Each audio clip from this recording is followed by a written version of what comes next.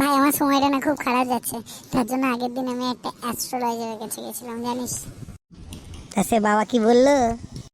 বললো আমার নাকি কুণ্ডলিতে সবকিছু অনেক কিছু দোষ আছে, সবই বুঝলাম, কিন্তু ওরা সবাই আমার দোষটাই দেখে, লোকের দোষগুলো আর দেখে না। ওরা আমারই কি সব দোষ থাকে বল? আরে বাবা, এ দোষ সে দোষ না, এটা তোর রাশি ফলের দোষ, তোর কুণ্ডলির দোষ। যাই হোক, কি বললো বল। আমাকে বললো আমার নাকি নেপচুন প্ল্যানেটটা খুব খারাপ যাচ্ছে, তার জন্য কালো কুত্তার বিচিতে কেরোসিন তেল মাখাতে হবে। তা কালো কুত্তা খুঁজে পেলি, করলি যেটা বললো? আরে মানে কালো কুত্তা তো খুঁজে পেলাম, কালো কুত্তার বিচিও খুঁজে পেলাম, কিন্তু কেরোসিন তেল তো রেশন থেকে দেয় না, যে বড় কেরোসিন তেল খুঁজে পাচ্ছি না এখন আমি।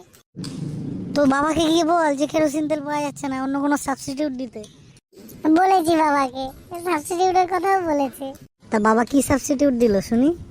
বাবা বললো ওই ঠান্ডা তেল দিতে, যেটা মাথায় দিয়ে মালিশ করলে মাথা ঠান্ডা হয়ে যায়, ওই তেল দিতে। তা সেই তেল দিয়েছিলিস?